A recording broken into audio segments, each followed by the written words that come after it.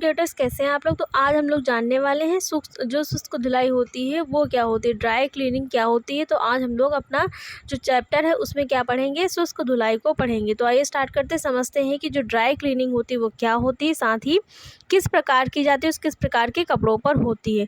विशेष प्रकार के तंतुओं से बने तथा अधिक कीमती वस्त्र जैसे रेशमी, ऊनी व रेयान आदि के वस्त्रों को पानी व साबुन से धोया जाए तो उनकी कोमलता व चमक नष्ट हो जाती, इसलिए इस प्रकार के वस्त्रों को शुष्क धुलाई नामक एक विशेष विधि से धोया जाता है। शुष्क धुलाई बेंजीन, पेट्रोल, मेथिलेटेड स्पिरिट और कार्बन टेट्रा क्लोराइड आदि के द्वारा की जाती है। जो शुष्क धुलाई का मतलब होता है कि बिना पानी के द्वारा की जाने वाली धुलाई। और बिना पानी के द्वारा की जाने वाली धुलाई में किसका प्रयोग किया जाता है, जैसे कि बेंजीन का प्रयोग किया जाता है, पेट्रोल का, मेथिलेटेड स्पिरिट का। मतलब ऐसी चीज़ों का प्रयोग किया जाता है जिसको उस चीज़ से जहाँ पर धुलाई करनी होती वहाँ पर उसी जगह पर क्या किया जाता है, उस चीज़ से जो है उस चीज़ को लगा करके छोड़ दिया जाता है। उसके बाद जब वो दाग हट जाता है, उसकी थोड़ी देर बाद जैसे पेट्रोल को लगाया गया किसी कपड़े पर, तो क्या होगा, पेट्रोल थोड़ी देर के बाद जो है उड़ जाता है और वहाँ पर जो स्थान है वो कैसा हो जाता है, सूखा हो जाता है। तो ये ड्राई क्लीनिंग में आता है, सूखी धुलाई में ये सारी चीज़ें आती हैं। तो शुष्क धुलाई क्या करती है, शुष्क धुलाई से जो वस्त्र है उनकी कोमलता व चमक नष्ट नहीं होती है बल्कि बरकरार रहती है। और जो शुष्क धुलाई है वो विशेष रूप से बने कीमती वस्त्रों पर की जाती है, जैसे रेशमी वस्त्रों पर, ऊनी और रेयान के वस्त्रों पर की जाती है। साबुन व पानी से धोया जाए तो उनकी कोमलता चमक नष्ट हो जाती है। अगर रेशमी, ऊनी और रेयान वस्त्रों को नॉर्मल साबुन से धुला जाता है तो उनकी जो चमक होती है वो क्या होती है, नष्ट हो जाती है और वो भद्दे अतः बेरंग तरीके से जो वस्त्र हैं वो हो जाते हैं। इसलिए इस प्रकार के वस्त्रों को शुष्क धुलाई नामक एक विशेष विधि से धोया जाता है। जो शुष्क धुलाई है उसमें किसका प्रयोग होता है, बेंजीन का होता है, पेट्रोल का होता है, मेथिलेटेड स्पिरिट का होता है, कार्बन टेट्राक्लोराइड होता है। इन सभी के द्वारा जो धुलाई है वो की जाती है। कौन सी, शुष्क धुलाई। यह गीली धुलाई की अपेक्षा महंगी होती है क्योंकि इसमें जो प्रयोग किए जाने वाले चीज़ें होती हैं वो भी क्या होती हैं, विशिष्ट होती। इसलिए ये गीली धुलाई की अपेक्षा क्या होती है, महंगी होती है क्योंकि इसमें पानी का प्रयोग नहीं होता। बिना पानी के जो है कपड़ों को इन सारे तरल पदार्थों के माध्यम से जो है धोया जाता है। तो ये होता है शुष्क धुलाई। और जो शुष्क धुलाई होती है वो महंगी भी होती है। यहाँ तक समझ लिया, अब आगे समझते हैं।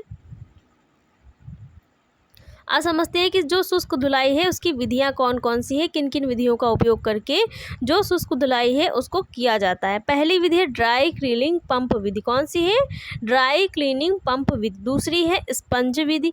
तीसरी है अधिशोषण विधि। तो जो शुष्क धुलाई होती है उसकी कितनी विधियां हैं, तीन हैं। ड्राई क्लीनिंग पंप विधि है, दूसरी है स्पंज विधि है और तीसरी अभिशोषण विधि है। तो ड्राई क्लीनिंग जो पंप विधि है वो क्या है, इसको समझते हैं कि कौन सी जो है सूखी धुलाई की पंप विधि है और साथ ही किस प्रकार से वर्क करती है। इस विधि में किसी प्लास्टिक के टब में पेट्रोल लेकर वस्त्र को भिगोकर लकड़ी की सहायता से इधर उधर हिलाकर उसे साफ पेट्रोल में डाल दिया जाता है। तो यहाँ पर आप लोग देख रहे हैं ड्राई क्लीनिंग पंप विधि, और इसमें कहाँ शुष्क धुलाई में पानी का प्रयोग नहीं होता ना, तो पानी की जगह किसका प्रयोग हो रहा है, पेट्रोल का।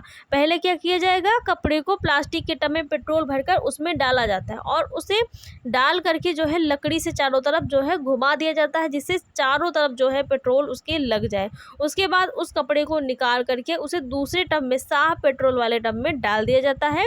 पेट्रोल में थोड़ी सी अमोनिया या बेंजीन मिला दी जाती है जिससे वस्त्र अधिक साफ हो जाता है। और पेट्रोल में क्या मिलाया जाता है, वस्त्र को और अधिक चमकदार व साफ करने के लिए अमोनिया गैस होती है और बेंजीन मिला दिया जाता है जिससे जो वस्त्र है वो अधिक साफ हो जाता है। वस्त्र को घोल में डालने के पश्चात ड्राई क्लीनिंग पंप विद्युत से चलाए जाते हैं और सक्शन वॉशर की सहायता से वस्त्र साफ हो जाते हैं। मतलब वस्त्र को घोल में डालने के बाद क्या किया जाता है, जो ड्राई क्लीनिंग जो इलेक्ट्रिक पंप होते हैं वो चलाए जाते हैं और उस पर जो है सक्शन वॉशर से क्या किया जाता है, सफाई करी जाती है। सक्शन वॉशर क्या करता है, उसमें जितनी गंदगी है उसको जो है निकाल लेता है, सोख लेता है। इससे क्या होता है, वस्त्र साफ करते हैं। फिर वस्त्र को पेट्रोल से निकालकर रोलर पर लाया जाता है जिसकी सहायता से पेट्रोल निकल जाता है। तत्पश्चात छायादार स्थान पर बहुत देर तक वस्त्रों को सूखने देते हैं जिससे पेट्रोल की गंध निकल जाती है। अब इस पर गीला वस्त्र डालकर प्रेस कर देते हैं। तो ये होता है जो ड्राई क्लीनिंग पंप है उससे धुलने की विधि है। तो इसमें क्या किसी प्रकार के जल का उपयोग हुआ? नहीं हुआ। जल की जगह पर किसका उपयोग है? पेट्रोल का हुआ है। और पेट्रोल में क्या मिलाया गया? अमोनिया और बेंजीन मिलाया गया है। और पेट्रोल में जो वस्त्र डाला गया है उसको 2 बार पेट्रोल में डाला गया। एक बार पेट्रोल में डाल करके लकड़ी से चलाकर चारों तरफ वस्त्रों में पेट्रोल लगा दिया गया। उसके बाद दूसरे साफ पेट्रोल वाले टब में डाला गया है। और बेंजीन और अमोनिया क्यों मिलाया गया? ताकि उसकी जो गंदगी है वो अच्छी प्रकार से निकल जाए, जो वस्त्र है वो पूरी प्रकार से साफ हो जाए। वस्त्र को घोल में डालने के पश्चात ड्राई क्लीनिंग पंप विद्युत से चलाए जाते हैं और सक्शन वॉशर की सहायता से साफ करते हैं। फिर वस्त्र को पेट्रोल से निकालकर रोलर पर चलाया जाता है। इसकी सहायता से पेट्रोल निकल जाता है। तत्पश्चात छायादार स्थान पर बहुत देर तक वस्त्रों को सूखने देते हैं, जिससे पेट्रोल की गंध निकल जाती है। अब इस पर गीला वस्त्र डालकर प्रेस कर लेते हैं। तो ये हो गई ड्राई क्लीनिंग पंप से धोने की विधि। अब दूसरी समझते हैं स्पंज विधि कौन सी है और किस प्रकार से कार्य करती है। स्पंज विधि को समझते हैं।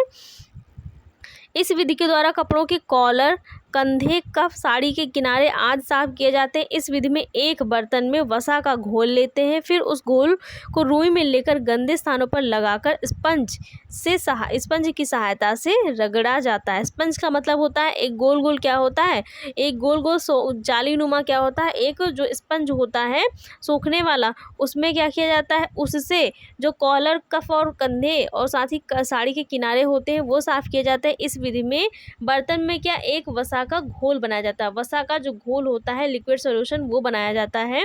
फिर उस घोल में जो स्पंज होता है उसको डुबो करके क्या किया जाता है, रुई में लेकर के जिस स्थान पर गंदगी होती है उस स्थान पर रगड़ा जाता है। और रगड़ने के बाद जो है उसे सूखने के लिए छोड़ दिया जाता है। तो इस प्रकार से जो स्पंज विधि है उससे वस्त्र साफ किए जाते हैं। तीसरी विधि है अधिशोषण विधि। चिकनाई के पुराने धब्बों को इस विधि द्वारा साफ किया जाता है। इसमें अवशोषक पदार्थ टेल्कम पाउडर, खड़िया, मैदा, नमक, भुना आटा आदि का प्रयोग किया जाता है। वस्त्रों के चिकनाई वाले भागों पर कोई एक पदार्थ फैला देते हैं।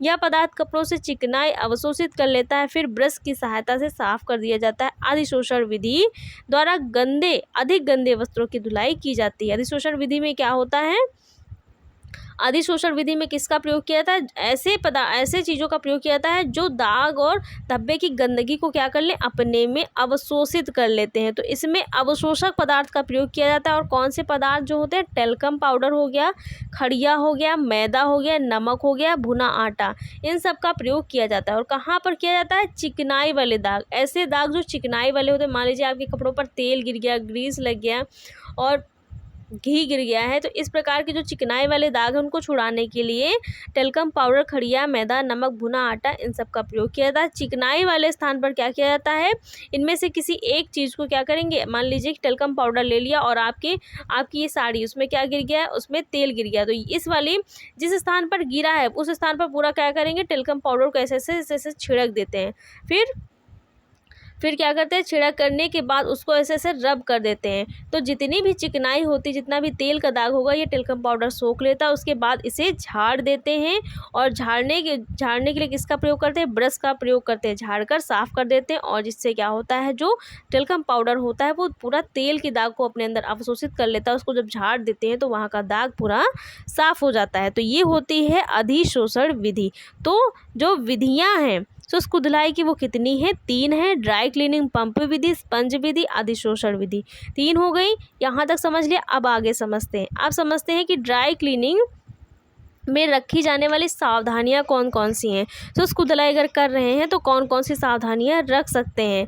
साड़ी या महीन कपड़ों को ब्रश से नहीं धोना चाहिए। जो साड़ी है या महीन कपड़े हैं उनको ब्रश से नहीं धुलना चाहिए। ब्रश से धुलने पर क्या होते हैं, जो साड़ी या महीन कपड़े होते हैं वो ख़राब हो जाते हैं, झिरझिरे हो जाते हैं। वस्त्रों को धूप में नहीं डालना चाहिए। और ड्राई क्लीनिंग से जो धुले हुए वस्त्र होते हैं उनको धूप में नहीं सुखाना चाहिए, बल्कि छाया में सुखाना चाहिए। जिस स्थान पर पेट्रोल से वस्त्र धोए जाए वहां आग या लैंप मत रखिए, अन्यथा आग लगने का भय होता है। तो अभी आपने देखा था कि जब पेट्रोल से वस्त्र को धोया गया था उसको प्रेस करने के लिए किसका प्रयोग किया गया था? पहले उस वस्त्र पर सूती कपड़े को डाला गया था, उसके ऊपर से प्रेस किया गया था, ताकि जो है आग लगने का जो खतरा होता है वो ना हो। तो अगर किसी स्थान को पेट्रोल से धोया जा रहा है तो वहाँ पर आग, लैंप, ये आग वाली चीज़ें ना रखिए, जिससे जो है आग लगने का भय ना हो, क्योंकि पेट्रोल क्या करता है? बहुत जल्दी आग को पकड़ता है। अग्नि से सुरक्षा के लिए अपने पास बालू की बाल्टी अवश्य रखिए। मतलब अगर अग्नि, क्योंकि ये सब ऐसी चीज़ें होती हैं ज्वलनशील होती है, बहुत जल्दी आग पकड़ती हैं, तो अपने पास क्या रखिए? बालू की बाल्टी रखिए। जहाँ पर भी आग लगती है अगर बालू को वहाँ डाल दिया जाता है तो बालू क्या करता है? आग को बुझा देता है और आग जो है फैलने से रुक जाती है। धुलाई करने के पश्चात साबुन से हाथ भली भांति साफ कर लेने चाहिए। ये भी क्या है? एक प्रकार की सावधानी है। अब समझते हैं ड्राई क्लीनिंग के लाभ कौन कौन से। ये तो सावधानियाँ हो गई, लाभ भी हैं इससे, ये समझते हैं कौन कौन से हैं। वस्त्र सिकुड़कर छोटे नहीं होते। ड्राई क्लीनिंग से क्या होता है? केवल उसी स्थान पर धुलाई होती है जहाँ पर दाग लगा होता है। पूरे वस्त्र की धुलाई जो है बहुत कम की जाती है, जिस स्थान पर दाग होता है वहाँ पर की जाती है। तो इससे क्या होता है? जो वस्त्र होते हैं वो सिकुड़ते नहीं हैं, वस्त्र का रंग तथा आकार नहीं बिगड़ता है।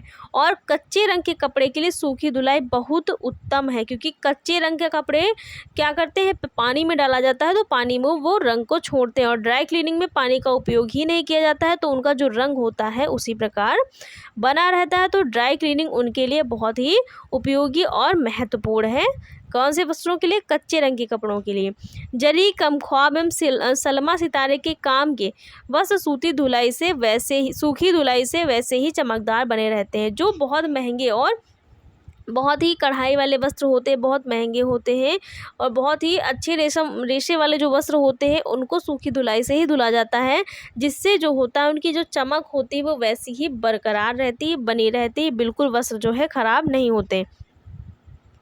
ऊनी कपड़ों की गर्माहट कम नहीं होती। सूखी धुलाई से धुलने से जो ऊनी कपड़े हैं उनकी जो गर्माहट होती है वो नहीं कम होती है, वस्त्र कमज़ोर नहीं होते हैं, रोएदार वस्त्रों के रोए नहीं बिगड़ते हैं। सूखी धुलाई से क्या होता है? जो रोए होते हैं वस्त्र के वो नहीं बिगड़ते, क्योंकि उन पर किसी प्रकार की रगड़ और उन पर जो खिंचाव होता है वो नहीं डाला जाता है, दबाव नहीं डाला जाता है, बल्कि आराम से जो है धो करके ब्रश से जो है साफ़ कर दिया जाता है। और जो गीली धुलाई होती है उसमें वस्त्र को रगड़ा जाता है, भिगोया जाता है, निचोड़ा जाता है। तो ये सारी प्रक्रियाओं से जो रोएदार वस्त्र होते हैं उनके जो रोए होते हैं वो ख़राब हो जाते हैं, और रोए क्या बन जाते हैं? गुठलियाँ बन जाते हैं। तो ये भी जो लाभ है वो होता है। अब लाभ देख लिए तो हानियाँ भी समझते हैं, क्योंकि हर चीज़ का लाभ भी होता है और हानि भी होती है। तो हानियाँ क्या क्या हैं सूखी धुलाई से वस्त्रों को धुलने से? धुलाई की इस विधि में कम समय और धन दोनों का अत्यधिक अपव्यय होता है, क्योंकि ये सारी जो चीज़ें हैं बहुत ही कॉस्टली होती हैं, और इन सब में बहुत ही सावधानियों का ध्यान रखना होता है, और किसी स्थान विशेष पर ये सारी चीज़ें जो है ये धुलाई की जाती है। तो इसके लिए समय और धन दोनों का अत्यधिक प्रयोग होता है। धुलाई के बाद भी गंध विद्यमान रहती है। अगर पेट्रोल से या फिर जो है इस प्रकार के चीज़ों से वस्त्रों को धुला जाता है तो चाहे कितना भी छाया में सुखा लिया जाए, लेकिन उसकी जो गंध होती है वो वस्त्रों में काफ़ी दिनों तक रहती है। पसीने, चाय, कॉफ़ी आदि के धब्बे साफ़ नहीं होते, और ड्राई क्लीनिंग से जो बहुत ज़्यादा गाढ़े धब्बे हो जाते हैं, बहुत ज़्यादा गाढ़ी चीज़ जो लिक्विड होता है उसके जब धब्बे पड़ जाते हैं, जैसे कि चाय हो गया, कॉफ़ी हो गई और पसीने हो गए, तो इसके धब्बे जो है अच्छी प्रकार से साफ़ नहीं होते, क्योंकि वही उसी स्थान को जो है धुला जाता है जहाँ पर दाग लगा होता है। पेट्रोल तथा अन्य रासायनिक द्रव्यों के कारण सभी प्रकार के वस्त्रों की सूखी धुलाई हितकर नहीं होती, क्योंकि इतना जो है रासायनिक पदार्थ उपलब्ध नहीं होता है कि सभी वस्त्रों की जो है धुलाई की जाए इन सब पदार्थों से। तो पेट्रोल तथा अन्य रासायनिक द्रव्यों के कारण सभी प्रकार के वस्त्रों की धुलाई नहीं की जा सकती है। ये सब क्या है? हानियां हैं। मशीन आदि का उपयोग करना प्रत्येक व्यक्ति के लिए सरल नहीं होता। प्रत्येक व्यक्ति क्या करता है? प्रत्येक व्यक्ति को ड्राई क्लीनिंग करनी नहीं आती, सभी मशीनों का उपयोग करना नहीं आता, उनको चलाना नहीं आता है, और सबके अंदर जो है ये वाली कला नहीं होती। तो इसके लिए मशीन आदि का उपयोग करना प्रत्येक व्यक्ति के लिए सरल नहीं होता, जबकि जो गीली धुलाई है वो हर व्यक्ति क्या कर सकता है? आसानी से अपने तरीके से कर सकता है। तो ये सारी क्या है? हानियां हैं। तो आज हम लोगों ने जो ड्राई क्लीनिंग वाला टॉपिक है वो पूरा कंप्लीट कर लिया। इस वाले चैप्टर में केवल वही चीज़ें जो इम्पोर्टेंट हैं वो आपको करवाई जाएंगी। बाकी ऐसी चीज़ें जो एग्ज़ाम में पूछी नहीं जाती हैं वो हम लोग क्या करेंगे, उनको थोड़ा सा स्किप कर देंगे, और ऐसी चीज़ें जो इम्पोर्टेंट है उनको अपनी क्लास में कवर करेंगे, क्योंकि इनसे जो है आपके एग्ज़ाम में क्वेश्चन बनता है। ड्राई क्लीनिंग से बनता है, इसकी विधि से बनता है, और आगे जो दाग धब्बे वाला जो इसमें और टॉपिक है उससे बनता है। तो ये सारी जो मोस्ट इंपॉर्टेंट चीज़ें हैं वो हम लोग अपनी क्लास में कवर करेंगे। तो गैस यहाँ तक हम लोगों ने अपना जो टॉपिक है वो कवर कर लिया है। आगे का जो चैप्टर है कल वाली क्लास में हम लोग कंटिन्यू करेंगे। तो वीडियो को ज़्यादा से ज़्यादा लाइक, शेयर और चैनल को सब्सक्राइब करें, क्योंकि ये सारी चीज़ें आप लोगों के लिए फ्री यहाँ पर कंटेंट जो है उपलब्ध कराया जा रहा है, और सारी चीज़ें इतनी बेहतर ढंग से आप लोगों को बताई जा रही हैं। तो अगर क्लास अच्छी लगी हो तो वीडियो को लाइक, शेयर और चैनल को सब्सक्राइब करिएगा। Thanks for watching guys.